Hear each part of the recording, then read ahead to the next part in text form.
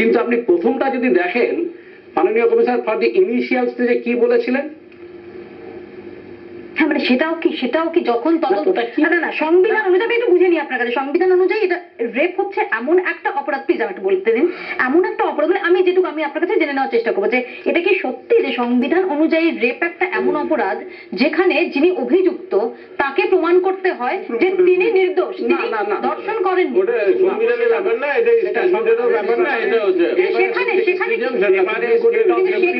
কৌশল্যা এবং পরবর্তীকালে মহামান্য সুপ্রিম কোর্ট এবং মহামান্য হাইকোর্টের অনেক রুলিং আছে, কোন রকম কোশ্চেন করা যাবে না। আপনি বারবণিতা হলেন, এই যে মেলাইন করার বিষয়টা, এটা কি সত্যি? এটা কথাটা কি বলেছেন আপনারা কিন্তু পলিটিক্যালাইজ করছেন, প্রথম জিনিসটা দেখাচ্ছেন না। আমি কারণ উনি নগরপাল কি বলেছিলেন, নগরপাল বলেছেন ইট ইজ ইনকারেক্ট অ্যান্ড ইনকনজিস্টেন্ট। প্রথম যে কথাগুলো বেরিয়েছিলেন উনি বলেছিলেন ইট ইজ ইনিশিয়াল 2-3 দিনের মাথায় ইনকারেক্ট অ্যান্ড ইনকনজিস্টেন্ট। আরেকটা শব্দ কনটেন্টেডও শব্দ ব্যবহার করেছেন। পরেরটা অর্থাৎ তিনি ওই বয়ান সম্পর্কে, অর্থাৎ তিনি অভিযোগকারীর যে বয়ান, প্রথম দিনের কথাটা কি হয়েছিল এবং সেটা তো বেরিয়েছে, দ্যাট ইজ এস্টাবলিশড। যে ভদ্রমহিলা প্রথমে যে 3-4 জনকে আইডেন্টিফাই করেছিলেন, হয়েছিল নাম বলো না, মিস্টেকেন আইডেন্টিটিও হয়েছিল এবং তাদের take it from me, mistaken identity, এবং তাদের বলেছিল যে এরা করেছে। কিন্তু পরবর্তীকালে দেখা গেল পুলিশ ওয়াজ কনফিউজড। আমি এই আপনার এই সিটিং এ বলেছিলাম পুলিশ ওয়াজ কনফিউজড, তার কারণ একজন দেখা যায় হি ইজ অ্যাব্রড সিন্স জানুয়ারি, সেখানে এদেশেই নেই, সেটা নাম বিভ্রাট না আইডেন্টিটি এবং নামে। তারপরে বলেছেন যে এরা ছিল, তাদের দেখা যায় তারা 5টি অঞ্চল নেই ছিল। আরে বাবা, প্রশ্নটা হচ্ছে যে ইনভেস্টিগেশনের সময় কনক্লুশন কেন দিয়ে দেবেন? পুলিশ কমিশন কেন দেবেন? আরেকটু 4 বছর আগের একটা ঘটনা দেখি। তৎকালীন নগরপাল প্রসূন মুখার্জি যখন সাংবাদিক সম্মেলন করেছিলেন রিজওয়ান ইস্যুতে, এবং তিনিও এই ধরনেরই বক্তব্য রেখেছিলেন, তদন্ত যখন চলছেন তিনি তাড়াতাড়ি বলেছিলেন যে এটি আত্মহত্যার ঘটনা। এটার সঙ্গে আমি এটাই বলছি যে এটা কি করা যেতে পারে?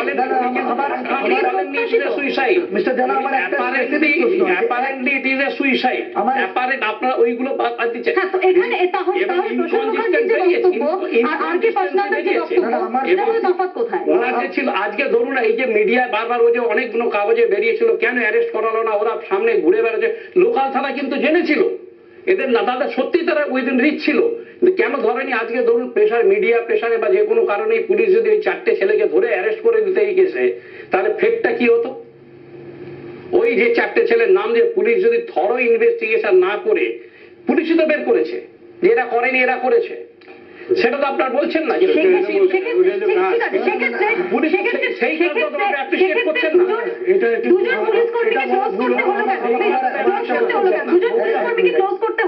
যখন প্রথম একজন অভিযোগকারিনী তার প্লিজ আমি বলতে দিন, তার বক্তব্যের সত্যি মিথ্যে এগুলো তো পরে বিচার্য, এগুলো আইনের চোখে বিচার করা হবে।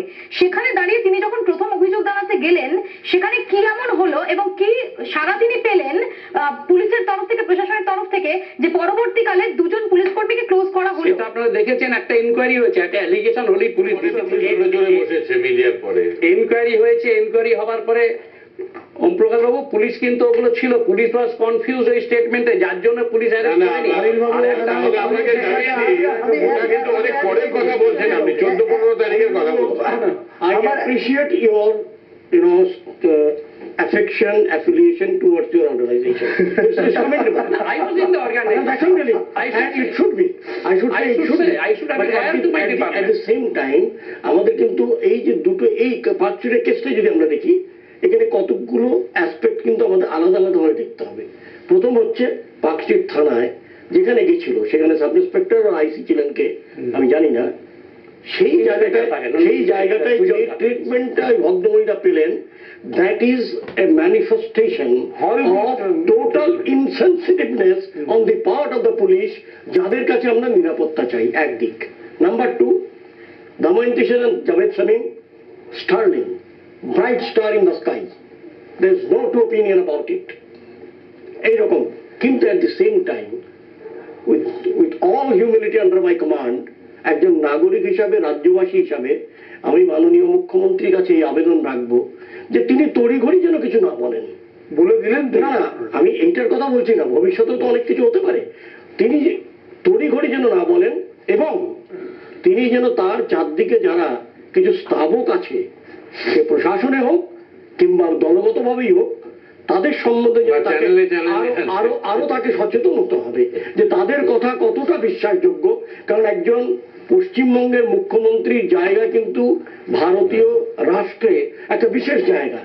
কারণটা হচ্ছে যে পশ্চিমবঙ্গের যিনি মুখ্যমন্ত্রী, তিনি শুধু মুখ্যমন্ত্রী নন অন্য রাজ্যের মতো, তিনি 3টে সার্বভৌম দেশের সঙ্গে আমাদের সীমান্ত এখানে সুবিরু, আমি একটু আমি বলি যে ধরুন যেদিন ধর্মঘট ছিল সেদিন আমরা দেখলাম যে মহাকরণে মুখ্যমন্ত্রী তিনি সাংবাদিকদের মুখোমুখি হলেন, তার সঙ্গে ছিলেন মুখ্য সচিব, ছিলেন ডিজি, এবং তিনি বললেন যে কাটোয়ার ঘটনা এটা সাজানো ঘটনা, এরকম হয়নি, এবং তিনি ডিজিকে দিয়ে কবুল করিয়ে নিলেন যে মেডিকেল এভিডেন্সে কিছু পাওয়া যায়নি, যদিও সুপ্রিম কোর্টের রুলিং অনুযায়ী মেডিকেল এভিডেন্স সেটা অপরিহার্য নয়। তো এই ভূমিকাটা কিভাবে দেখছেন? সেখানে ডিজির বক্তব্য যে না, মেডিকেল এভিডেন্স পাওয়া যায়নি, আমার মনে এটা কি হয় আইন দ্বারা গ্রাহ্য? না, মেডিকেল যেটা আবার সেই রেপের কেসটা পার্টিকুলারলি এই একটা মাত্র সেকশন বোধহয় আইপিসিতে, যেখানে আপনাকে প্রমাণিত করতে হবে অ্যাকিউজকে, যেখানে বলা হয় যে till such time it is proved you are innocent, এখানে you are accused till such time you prove you are benefit innocent. Of doubt No question. অভিযুক্তের পক্ষে And যাবে না, secondly, secondly LPR যেটা বারবার সুপ্রিম কোর্ট বলছে, rape is in the ambit of law, not of the medical practitioner. এটা একটা অপরাধ। অপরাধটা দেখবে কারা? পুলিশ এবং জুডিশিয়ারি, নট এ ডক্টর। আদালত নির্ধারণ করে রেপ হয়েছে ডক্টরের কিনা। কাজটা কি? ডক্টরের কাজ হচ্ছে যে তুমি কাটাছেঁড়া করে কি পেলে সেই রিপোর্টটা তুমি দেবে, কিংবা ফরেন্সিকে যদি তুমি তার বস্ত্র, কিংবা এখন বলছে যে ওই গাড়িতে কয়েকটা চুলও পাওয়া গেছিল, if we go back to park street ইয়েতে, যে ওই গাড়িটা সেখানে কাটোয়া কাণ্ড নিয়ে ডিজির যে বক্তব্য, সেটাই বলছি। মুখ্যমন্ত্রীর সামনে না, মুখ্যমন্ত্রীর নির্দেশে, প্রশ্নই ওঠে না, সেই বক্তব্যটাকে আপনি প্রশ্নই ওঠে না। কতটা আইনের চোখে গ্রাহ্য? দেখো, প্রশ্নটা হচ্ছে এখানে আইন বেআইনি কথা না। যদি মুখ্যমন্ত্রী সঙ্গে থাকে আর মুখ্যমন্ত্রী যদি বলেন, আমার মনে হয় না যে কোনো ডিজি ইদানিং কালে আমি দেখেছি যে বলবে না যে আপনি যেটা বলছেন ঠিক নয়। আমি আসলে এই প্রসঙ্গে একটা সেকশন ইউনিয়নের নাম করে কি করেছে, তারা নিজেদের পোস্টিং নিয়েছে, তারা সিভিল প্লেন ক্লোথে ঘুরে বেরিয়েছে, তারা নিজেরা পোস্টিং নিয়েছে, এর পোস্টিং ওর পোস্টিং হচ্ছে, ডিসিপ্লিনের সেই সময় শুরু হয়েছে ইনডিসিপ্লিনটা। কনস্টেবল একজন আইপিএস অফিসারের সামনে বসে টেবিল নেবে এরকম ভাবে কথা বলছে, on the being the secretary or president of যে। আমি এই কথাটা সম্পূর্ণভাবে বিরোধিতা করছি দুটো কারণে। এক হচ্ছে যে দীর্ঘদিন ধরে এই অধিকার পুলিশ অর্জন করেছে, বামপন্থীদের দ্বারা বামফ্রন্টে তাকে স্বীকৃতি দিয়েছে, এবং পুলিশ অ্যাসোসিয়েশনকে এই স্বীকৃতি আদায় করার জন্য পুলিশ কনস্টেবলদের দিয়ে অফিসাররা কি না করিয়েছে, বাড়ির রান্না করা থেকে বাজার করা থেকে আরম্ভ করে সমস্ত কাজ করিয়েছে। সেটাও যেমন সত্যি, আমি শেষ করে এটাও কিন্তু সত্যি যে এই অনেকে অনেক কিছু আনডিউ অ্যাডভান্টেজ। আমি আপনাকে বলি দুটো কথা। একটা হচ্ছে যে তারা দীর্ঘ লড়াই আন্দোলনের মধ্যে দিয়ে তাদের যে প্রফেশনাল যে সমস্ত সমস্যাগুলো আছে সেগুলো তুলে ধরার জন্য অ্যাসোসিয়েশন করেছে, তাকে আমরা স্বাগত জানিয়েছি, তাকে স্বীকৃতি দিয়েছি। এখন এই স্বীকৃতি পাওয়ার পরে যদি সেখানে কোনো ভেস্টেড ইন্টারেস্ট ডেভেলপ করে থাকে, তাহলে পুলিশ অ্যাসোসিয়েশনের যারা সদস্য তাদের অধিকার আছে তাদেরকে রিমুভ করার। ফলে একটা সিস্টেমকে নতুন করে পুলিশ অ্যাসোসিয়েশন করতে পারবে না। আমি ওই বিতর্কে যাচ্ছি না। আপনি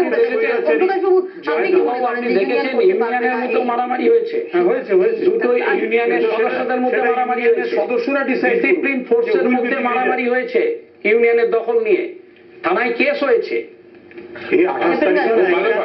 এখানে তো ইউনিয়ন নেই, সেখানে লড়াই হচ্ছে, সেখানে লড়াই চলছে। না দেখুন, এই পুলিশে ইউনিয়নের করার অধিকার বা সেখানে থাকার প্রয়োজনীয়তা বা আদারওয়াইজ খুব কমপ্লেক্স ইস্যু, স্পেশালি ওয়েস্ট বেঙ্গলের কনটেক্সটে। যে পুলিশের পলিটিসাইজেশনটা বামফ্রন্টের সময় আর কি চূড়ান্ত পর্যায়ে হলে পুলিশ অ্যাডমিনিস্ট্রেশন এই কাজটা কিন্তু ওমপ্রকাশ বাবু শুরু করেছিলেন সিদ্ধার্থ বাবুর আমলে 72 সাল থেকে।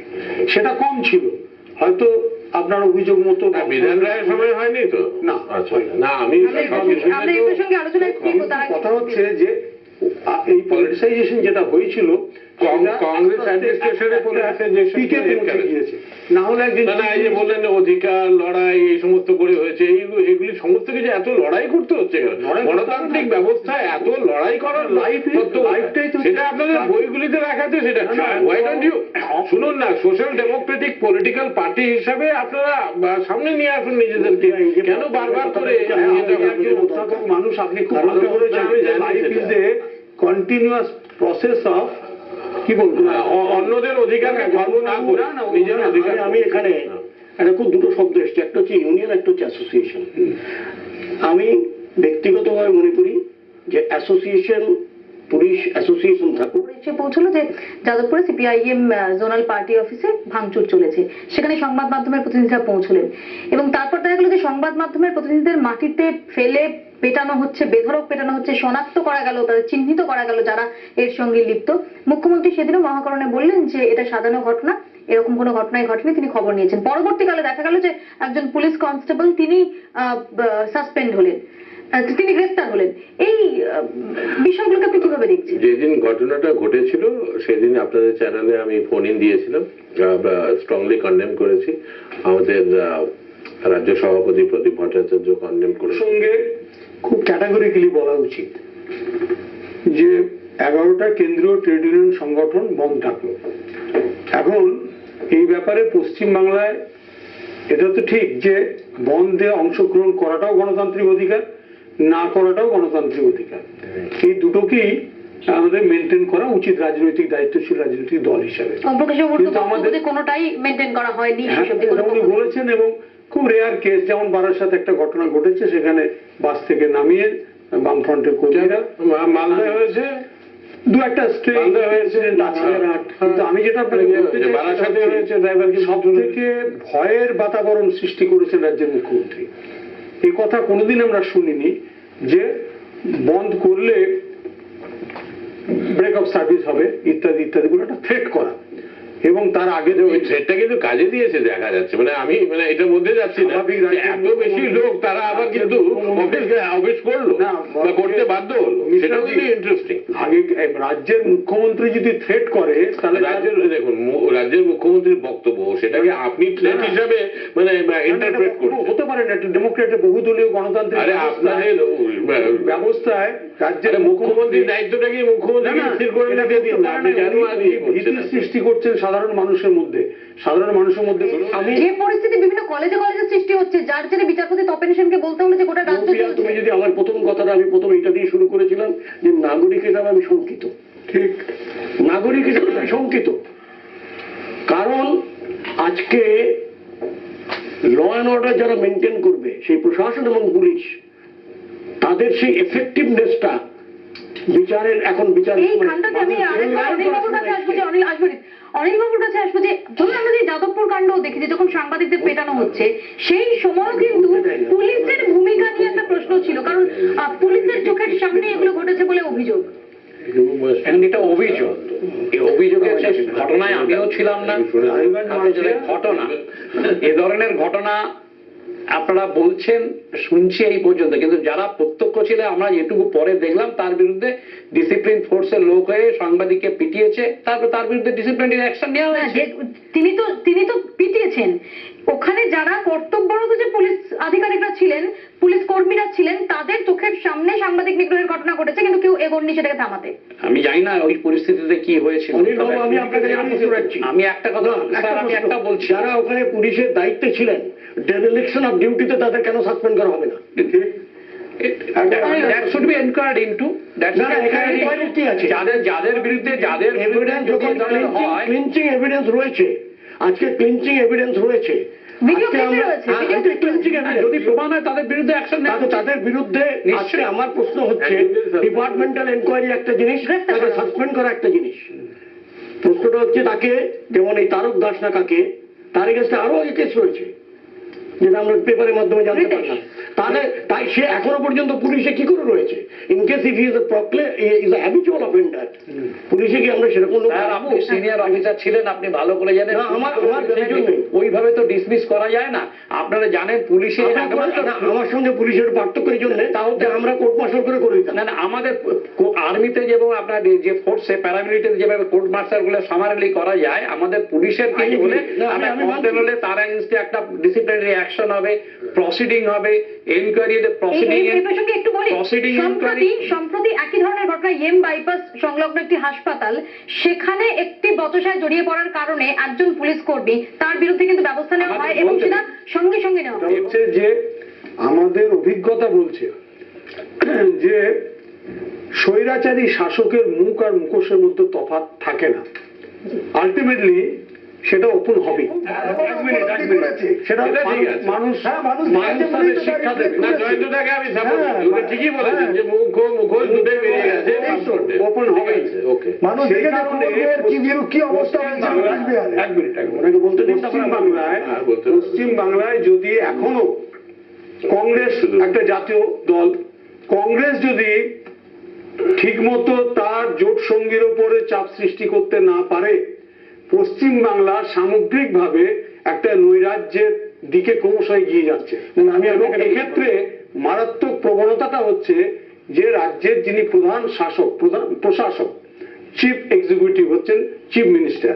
চিফ মিনিস্টার পার্টিকুলার তিনি নিশ্চয়ই বলতে পারেন, বলার অধিকার তার আছে, তিনি প্রধান প্রশাসক, কিন্তু নির্দিষ্ট ঘটনাতে যেভাবে নির্দিষ্ট রিয়াকশন দিচ্ছেন, দ্যাট ইজ কন্ডেমেবল। এবং এই কন্ডেমেবল কন্ডিশনটা যদি চলতেই থাকে, তাহলে আলটিমেটলি পশ্চিম বাংলাতে একেবারে টোটাল অ্যানার্কিজম নেমে আসবে। আমি আমার রাজ্যকে সত্যিই ভালোবাসি এবং সেই ভালোবাসার প্রতিফলন হবে যে আজকে পশ্চিমবঙ্গ সবার, যেটা ছিল না যে সবার আগে আমার দেশ থাকবে, আজকে আমার রাজ্যটা কেন সবার আগে যেতে পারে না। আপনারা এই যে প্রতিবাদ করুন, কিন্তু প্রতিরোধের রাস্তা না যেয়ে দুটো মিলে করুন না কেন। অনেক ধন্যবাদ, আমাদের সময় একদম শেষ। আমরা যে সাম্প্রতিককালে যে ঘটনাগুলো দেখছি এবং যেটাতে আমরা দেখছি যে ক্রমশ আমাদের রাজ্যের বিভিন্ন বিশৃঙ্খল পরিস্থিতি, বিভিন্ন আইন শৃঙ্খলা পরিস্থিতির দিক সামনে উঠে আসছে, যা আমাদের প্রত্যেককে, যে কোনো রাজনৈতিক বর্ণ নির্বিশেষে সাধারণ নাগরিক যারা, তাদেরকে আতঙ্কিত করছেন। একটা রাজ্যে প্রায় প্রত্যেক দিন খুন, জখম, রাজনৈতিক সংঘর্ষ, ধর্ষণ, শ্লীলতাহানি, এটা কখনো এটা শুভ ইঙ্গিত দেয় না। এবং সেই জায়গায় দাঁড়িয়ে যে নতুন সরকার ক্ষমতায় এসেছে 9.5 মাস আগে, এবং যেভাবে মুখ্যমন্ত্রী মমতা বন্দ্যোপাধ্যায় তিনি আসার পর থেকে সরকার এই রাজ্যকে একটা নতুন দিশা দেখানোর প্রতিশ্রুতি দিচ্ছেন, আমরা আশা করব যে শেষ অবধি তিনি তার অবস্থানে অনড় থাকবেন এবং বিরোধীদের তরফ থেকে যে দায়িত্বশীল বিরোধিতা, সেইটা আমরা দেখতে পাবো। এবং যার ফলে আমরা সাধারণ মানুষ হিসেবে চাই নিরাপত্তা। রাষ্ট্রের কাছে আমাদের প্রত্যাশা এটুকুই যে আমাদের নিরাপত্তা, প্রত্যেকদিন আমাদের বাড়ির যে কিশোরী, সে যেন স্বচ্ছন্দে, সে যেন নিরাপদে টিউশন যেতে পারে, যেন সে স্কুল থেকে ঠিক মতো বাড়ি ফেরে, আমার বাড়ির ছেলে সে যেন ঠিক মতো সন্ধ্যায় বাড়ি ফেরে, এইটুকুই তো প্রত্যাশা। নিরাপত্তাহীনতা ক্রমশ গ্রাস করছে আমাদের সাম্প্রতিক ঘটনা প্রবাহের জেরে। আমরা আশা করব যে এটা যথাযথভাবে এর প্রতি যত্নবান হবে প্রশাসন, এবং এই আশাটুকু নিয়েই আমরা শেষ করছি আপনার রায়।